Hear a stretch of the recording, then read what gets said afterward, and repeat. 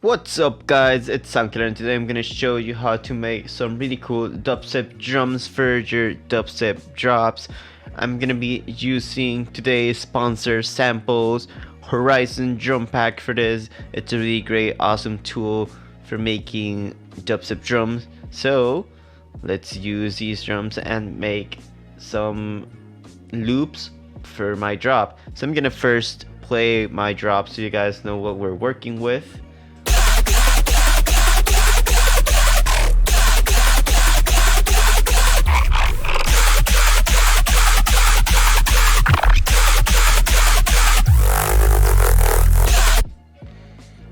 So let's make a beat for this.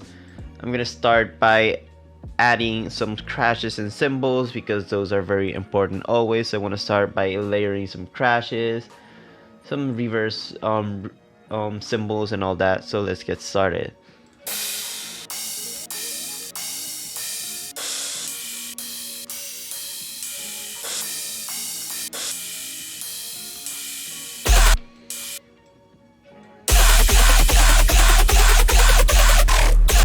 So this crash right here, it's very soft, very airy, so I like to use these kinds of crashes as reverse cymbals. So I'm just gonna take here, set it to a length of 2 bars and set it over here.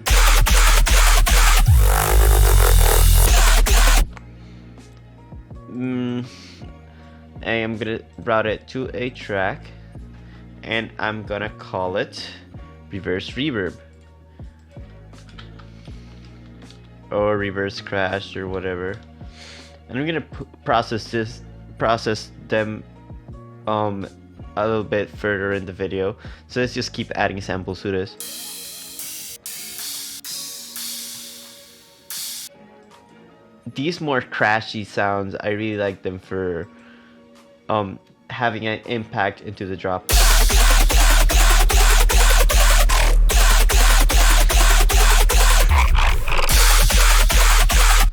Yeah, just one crash is good enough. So once we have the crashes, I want to add some rides here and some little bit more crashes.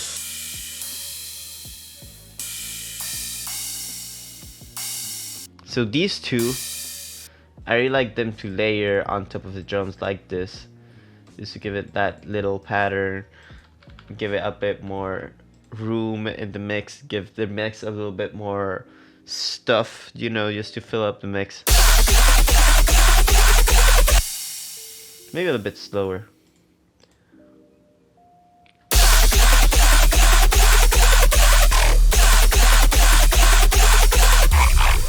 Yeah, something like that.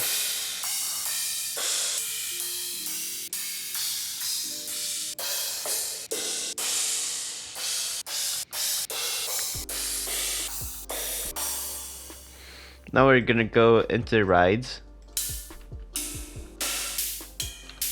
And this ride, I wanna have it to be a constant.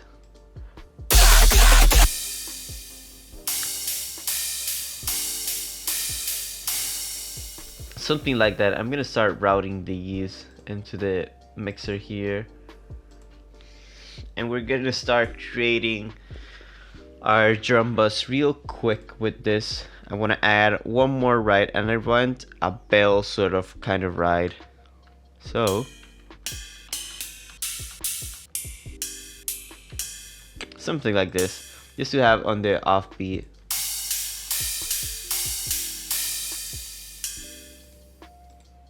Maybe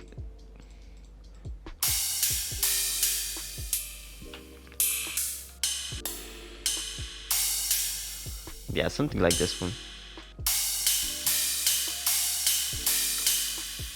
Once we have that, we're gonna create a new pattern with closed hi-hats and open hi-hats. So it's gonna be a really fast pattern just to give more energy, more velocity to the drop. I like these two samples a lot. I'm just gonna create this little pattern like this.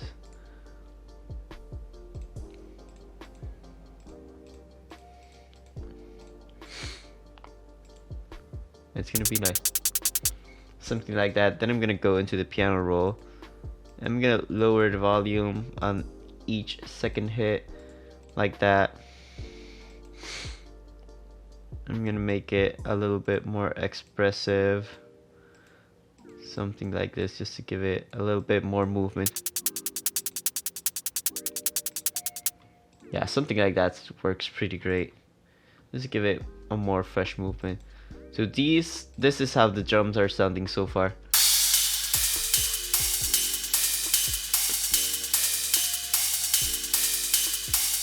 And for this part where it's this little glitchy thing, I'm gonna do something like this just to give it a break. So it would sound something like this.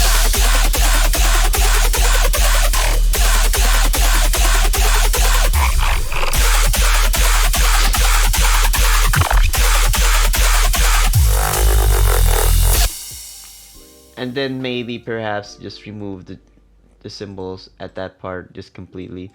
I'm gonna route these two over here. Generality. So I'm gonna call these two hi-hats. I want to keep everything nice and organized. Number 9 is my bell ride. Number 8 is just my regular ride. And then these two are my crashes. And I believe I should route this one also. Just my regular crash, which I should route over here. I'm gonna call it just a regular crash. And I'm gonna create a bus called hits bus. And this hits bus is I'm gonna set it before the bell ride, after the ride. I'm gonna route these 3, so both crashes and ride, into this track. And I'm gonna create a little gate sort of volume shaping using volume shaper or shaper box or however you call it. I'm gonna create this kind of curve here, and it's gonna go, if I could add the second one, something like this. I'm gonna set it to 1/4, so every 1/4 it's gonna do sort of this kind of curve like this. So it would sound something like this if I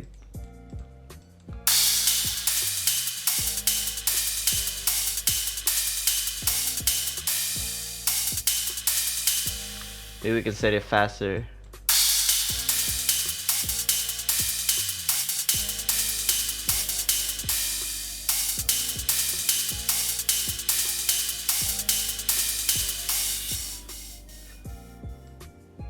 Yeah, so 7 and 8.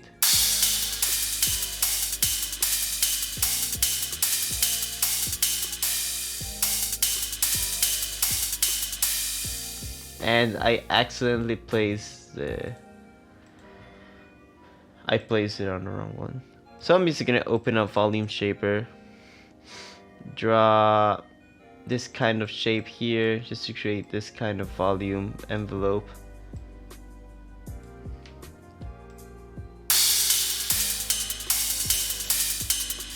I'm gonna set it to 1/4.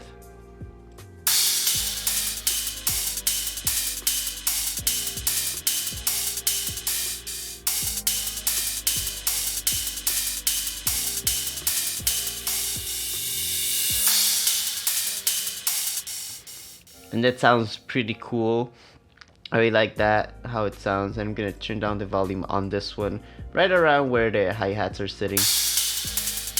Maybe a little lower.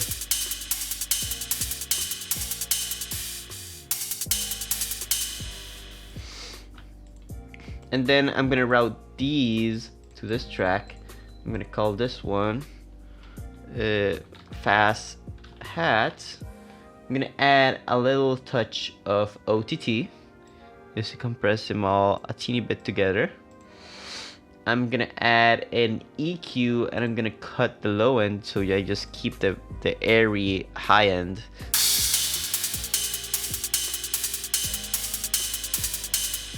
So something like that.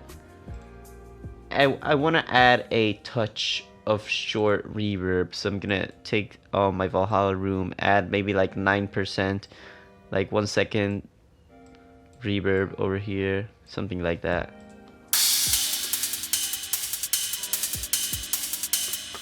And that's gonna make it feel a lot more faster, like much more hard hitting drums.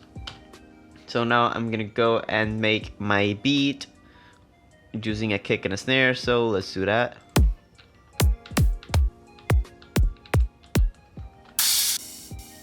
I'm just gonna drag this kick over here. Start with this kick. I'm gonna take this MIDI and put it down because this MIDI is controlling my sidechain that I had already set up.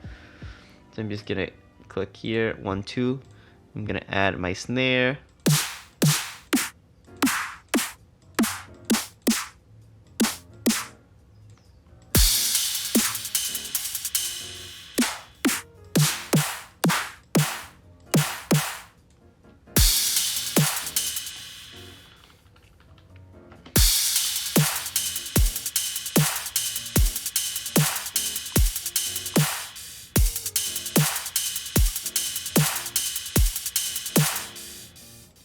So now that I got my kick, I want to make it as loud as possible. So I always like to normalize and set the volume all the way up, as well as the snare, just so that I can see it clip. And then I'm gonna do some very slight processing. So I'm gonna start with the snare because I always like to process the snare first. So the first thing I like to do is a little bit of transient shaping, and a really good software for transient processing. If you do not own the transient processor inside of FL Studio, Transpire is a free, great alternative. So I'm gonna start by taking here the attack and raising it up, and taking the release down, just to make a very sharp, quick snare. So let's listen to how that sounds.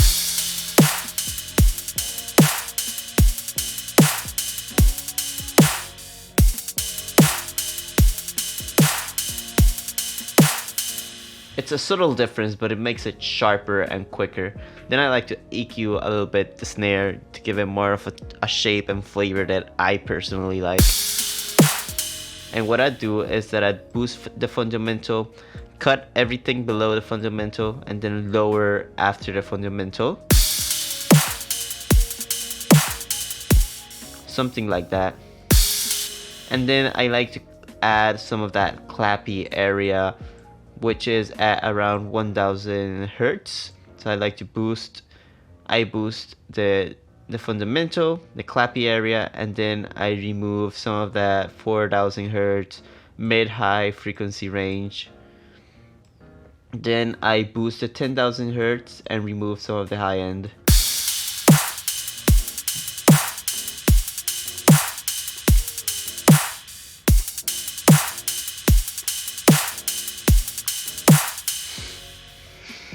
Once I do this, I like to compress or distort the snare depending on what I'm doing. And for this example, I'm just gonna use Maximus. So I'm gonna turn off the multiband compressor and just use the main compressor here. I'm gonna take this point over here and drag it on top.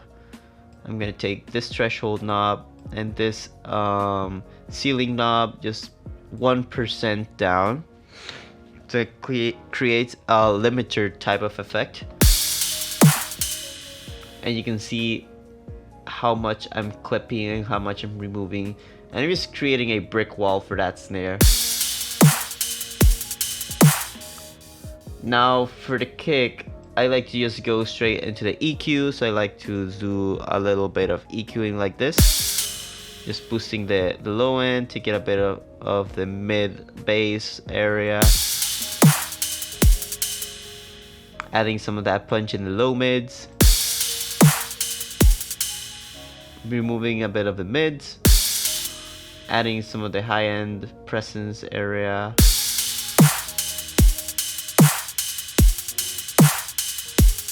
just something like that. You can also add a transient shaper to this, just to boost the attack again, make it a little bit shorter. And then once again we go to Maximus, we take the curve, make sure you have disabled the multiband, just add this teeny thing. And for my kicks, as you can see, I have a really sharp click but a really low sub area bass, so I like to boost it until it's all even and flat. Something like that sounds pretty great. So let's hear how it sounds with the whole bass tones and the drop.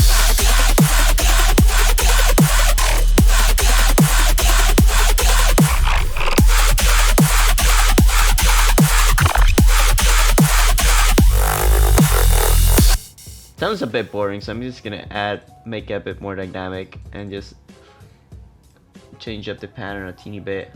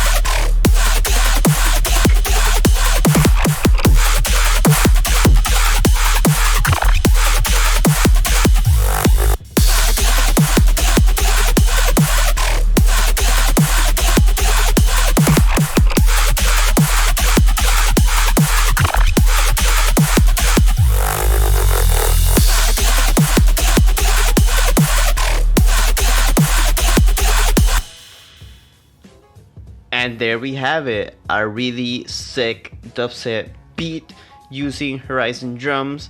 The link for these drums are in the description down below if you want to check out. It's a very affordable and very nice tool to have a really high quality drum kit recorded with real drums and synthesized drums made especially for making dubstep. So if you like what you hear, you definitely should check out the pack, which is down in the link down below in the description. So check it out. This was Soundkidder. Thanks for watching, and until next time.